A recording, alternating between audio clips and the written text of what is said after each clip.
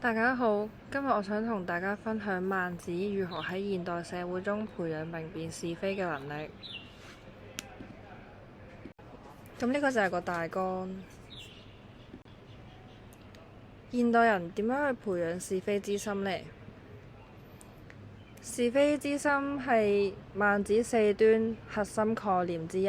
喺孟子公孫丑上嘅經典篇章入邊，孟子話：無是非之心，非人也。呢一句話看似簡單，但係佢就道出咗做人嘅根本。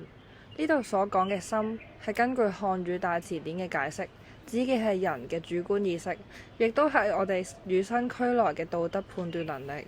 呢種能力就好似內在嘅指南針咁樣，指引我哋明辨對錯、明辨是非。而是非之心係四端之一，佢係智嘅根源，強調人天生係具備辨別善惡對錯嘅能力。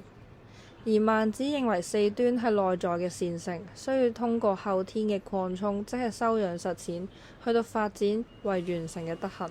如果我哋漠視或者壓抑嘅話，就會喪失人之為人嘅本質。而孟子所言嘅心係指人內在嘅道德本心同埋主體意識。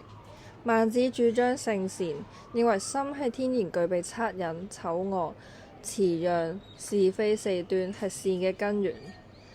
心就可以主動判斷是非，感受他人痛苦，抗拒不義同埋指導行為。但係心雖然本身係善良，都需要通過後天嘅修養去擴充，否則就會俾外在嘅環境去蒙蔽自己嘅良心。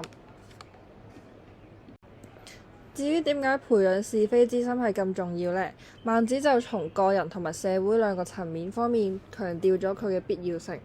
如果我哋缺乏咗道德判斷力嘅話，就會淪為本能驅動嘅動物。而是非之心係智慧嘅起點，可以辨別真理同埋虛妄、正義同埋不公，避免一啲愚昧同埋盲從嘅行為。喺社會方面，四端係仁義禮智嘅基礎。如果人人都擴充是非之心，社會先可以建立公序良俗。而喺現代意義方面，喺資訊爆炸嘅時代，是非之心係可以幫助人抵抗虛假信息、網絡暴力等等嘅問題。至於現代人點樣去培養是非之心呢？我哋就可以透過閱讀孟子等等嘅經典去理解四端嘅理論，去明辨是非。然後我哋都可以反思實踐，遇到衝突嘅時候先自省，而非一味咁樣指責他人。然後就係喺環境選擇方面，現代人可以主動接觸一啲正直嘅社群，避免充斥偏見嘅資訊環境。最後就係教育設計方面，家庭教育同埋學校嘅課程應該引導學生討論道德困境，培養獨立思考，而唔係一味咁樣灌輸教條。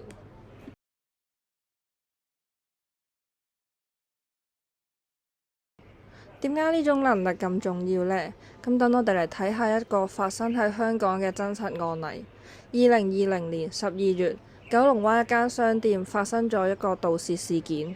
一個女子偷取咗零食之後，俾店員發現，佢就攞咗鉸剪出嚟攻擊店員。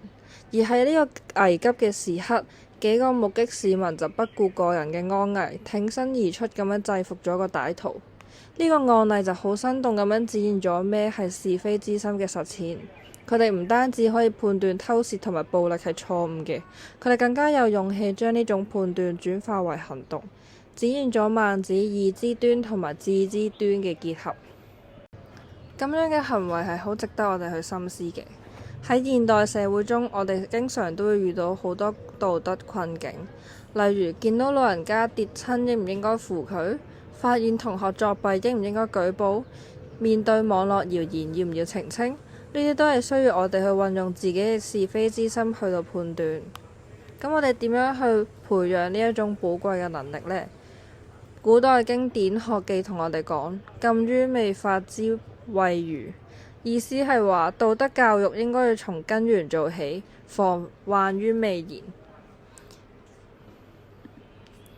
而現代學家彥良式教授嘅研究都指出，培養是非之心係需要多管齊下，家庭係需要提供良好嘅身教，學校應該要創設情景教學，個人應該要養成反省嘅習慣，特別係喺青少年嘅時期，係培養是非之心嘅黃金期。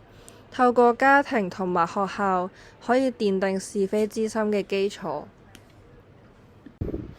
喺呢個信息爆炸嘅時代，我哋每日都要面對無數嘅選擇同埋判斷。社交媒體上嘅真假信息，生活中嘅各種誘惑，都需要我哋運用自己嘅是非之心去明辨是非。孟子就提醒咗我哋，呢一種能力唔係外在強加嘅，係每個人內心本身就具備嘅。關鍵係在於我哋願唔願意去發現佢、培養佢同埋實踐佢。一個社會嘅文明程度，往往都係取決於入邊嘅成員明辨是非嘅能力。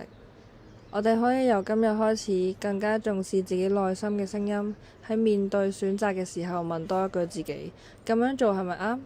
見到不公嘅時候，諗多一步，我可以做啲咩？相信通過唔同嘅實踐同埋反思，我哋都可以成為明辨是非、勇於擔當嘅現代公民。多謝大家。